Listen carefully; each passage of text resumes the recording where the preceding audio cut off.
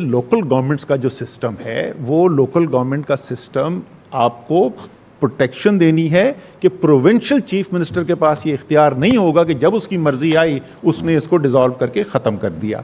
73 का आइन जिन्होंने बनाया, जिन लोगों ने उसके ऊपर काम किया, वो वाकई में उन्होंने एक एहसान किया इस कौम के ऊपर और तमाम तब्दीलियों के बाद उसी ने जोड़ा हुआ है। लेकिन उसके अंदर जो कमज़ोरी रह गई ना, ये तो उसके अंदर लिख दिया गया कि 3 टीयर्स होंगे गवर्नमेंट के, वफाक होगा, सूबा होगा और मुकामी हुकूमत का निज़ाम होगा। 140A के अंदर ये भी लिख दिया गया कि मुकामी हुकूमत का निज़ाम जो है उसके अंदर इंतज़ामी, माली और सियासी तौर के ऊपर बाइख्तियार भी होगा।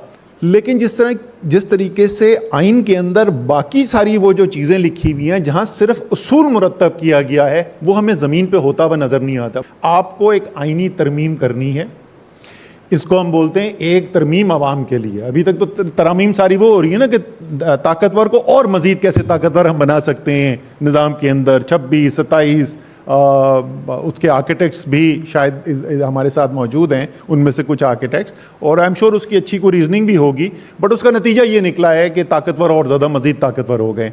तो ये तरमीम जो है ये वाकई में आवाम की बेहतरी के लिए, उस तरमीम के अंदर क्या 3 चीज़ें होनी चाहिए, ठीक है ना। पहली एस्पेक्ट उसके अंदर जो कवर होना है, आइन के अंदर बिल्कुल वाज़े तौर के ऊपर ये लिखा हुआ है कि वफाक के पास क्या इख्तियारात हैं और सूबे के पास क्या इख्तियारात हैं। पहले एक कंकरेंट लिस्ट होती थी, वो कंकरेंट लिस्ट भी ख़त्म कर दी गई। अब कोई इबाम नहीं है, रेल चलानी है ये वफाक का काम है, पेट्रोलियम जो है उसकी पॉलिसी बनाना वफाक का काम है, जो पानी निकासी आब है, पानी की सप्लाई एट्सेट्रा एट्सेट्रा, ये सूबे का काम है।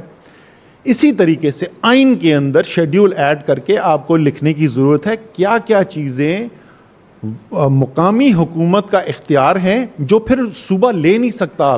कि कराची की एक एक ताकत जो है वो प्रोविंशलाइज करके वो हर सब्जेक्ट जो है वो प्रोविंस में ले लिया गया है। सो जब तक आप आइन के अंदर उन राइट्स को, लोकल गवर्नमेंट की, 3rd टियर ऑफ गवर्नमेंट की राइट्स को प्रोटेक्ट नहीं करेंगे, मेरे ख्याल में आप अगर सूबे को पास छोड़ेंगे, डायरेक्ट कॉन्फ्लिक्ट ऑफ इंटरेस्ट है। जिसके पास वो सारी पावर्स हैं, आप कह रहे हैं अपनी मर्जी से ये पावर छोड़ के नीचे दे दो, वो नहीं देगा। दूसरा हिस्सा जो है वो है वसाइल की तकसीम।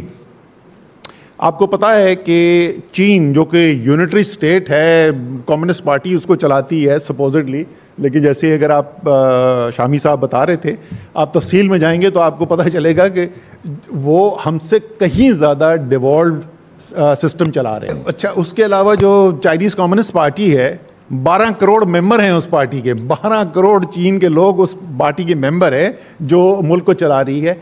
लेकिन जो मुकामी हुकूमत वाला पार्ट है, मैं आपसे वो जिक्र कर रहा था। आपको पता है कि पूरे चीन के जो हुकूमती निज़ाम है उसके अखराजात को अगर आप ब्रेकअप करके देखेंगे तो तमाम जो 100 रुपये खर्च होते हैं उसमें से 60 रुपये जो है वो मुकामी हुकूमतें खर्च कर रही हैं।